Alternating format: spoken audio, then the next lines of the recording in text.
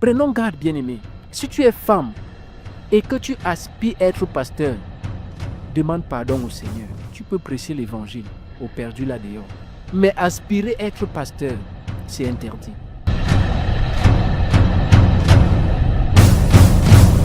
Shalom bien-aimés, c'est votre émission Le Temps du Réveil. Bien-aimés, notre thème, c'est un thème qui parfois sème tellement de confusion au milieu du peuple de Dieu.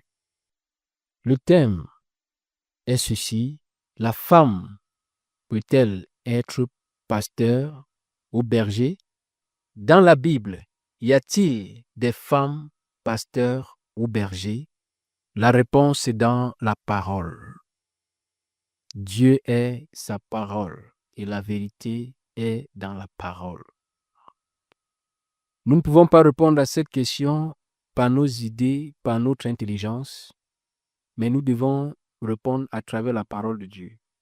Bien-aimé, Dieu est un Dieu de principes. Dieu est un Dieu d'ordre. Dieu n'a pas changé, il est le même hier, aujourd'hui, éternellement. Dans 1 Corinthiens chapitre 14, à partir du verset 33, il est écrit: Dieu n'est pas un Dieu de désordre, mais de paix. Comme cela se fait dans toutes les églises des saints, que les femmes écoutent l'instruction dans le silence. Il ajoute par ailleurs, si elle veut se renseigner sur quelque chose, qu'elle interroge leur mari à la maison. Une façon de dire, pendant l'enseignement, pendant le culte, pendant les réunions, pendant que les enfants de Dieu sont réunis, sont en assemblée, la femme va se taire. Elle n'a pas le droit d'enseigner. Elle n'a pas le droit de prendre l'autorité sur l'homme. Car il est dit dans 1 Corinthiens chapitre 11, l'homme est le chef de la femme et l'homme est le chef de la femme et Dieu est le chef du Christ. C'est ça, bien-aimé. L'homme est le chef de la femme et Dieu est le chef du Christ.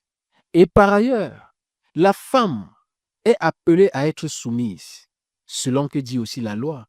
Un autre deuxième témoin, c'est dans 1 Timothée chapitre 2.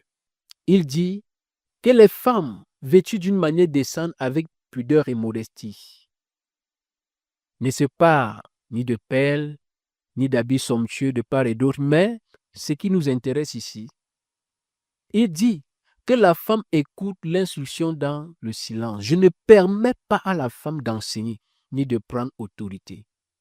Tout à l'heure, j'ai cité ce passage qui dit que la femme vêtue d'une manière décente avec pudeur et modestie. Bien-aimé, beaucoup de femmes aujourd'hui, à cause de l'erreur, des mauvais enseignements, se sont détournées de la parole véritable. Le fait que nous ne voyons plus l'onction de Dieu, la puissance de Dieu se manifester, bien-aimé, c'est à cause de l'erreur, du désordre dans les assemblées dites églises. Oui, c'est à cause du désordre. Dans le passé, pendant l'enseignement, les gens recevaient le Saint-Esprit. Pendant l'enseignement, les gens étaient guéris. Les morts ressuscitaient. Où est donc passé cela? Est-ce que Dieu a changé? Dieu n'a pas changé, bien-aimé. Aujourd'hui, Dieu qui recommande à la femme de s'habiller avec pudeur et modestie, la femme chrétienne. Aujourd'hui, c'est le contraire. Nous voyons l'indécence dans l'Église. À cause de ce que plusieurs ont mal traduit la grâce, les gens pensent que tout est permis. Tout m'est permis, mais tout ne m'est pas utile. Tout n'édifie pas. La pudeur vestimentaire, bien-aimée, c'est un sens de moralité qu'ici même, chez le non-croyant, qui a encore un bon sens. Allez dans certains services publics. Il y a certains accoutrements. Que vous entrez dans un bureau, on ne vous reçoit pas. Est-ce que c'est encore ça l'église? Ce n'est pas l'église là-bas, mais il vous interdit. Pourquoi? Parce que la bonne moralité, le bon sens recommande à être décent dans l'habillement. Il ne s'agit pas seulement de la femme, mais de l'homme aussi. Mais ici, nous parlons du cas de la femme.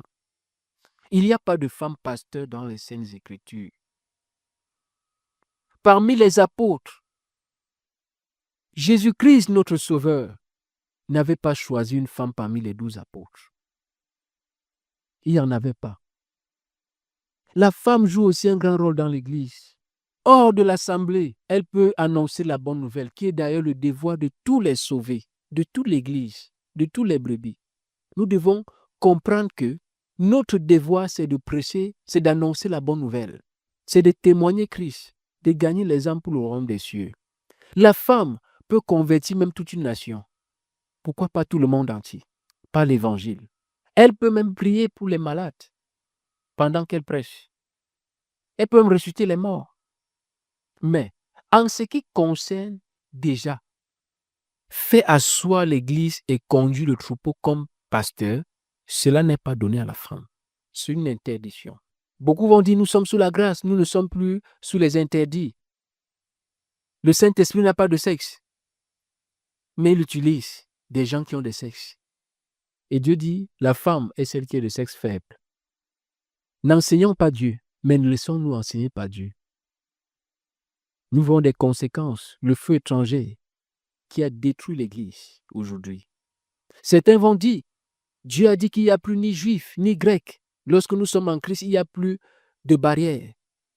Bien-aimés, s'il n'y a plus ni juif, ni grec, c'est vrai. Cela concerne le salut. Il n'y a plus ni femme, ni homme. Cela concerne le salut. Nous sommes tous sauvés. Mais en ce qui concerne le rôle ou les rôles que Dieu a établis dans l'Église, bien-aimés, la femme va respecter l'ordre établi par le Seigneur.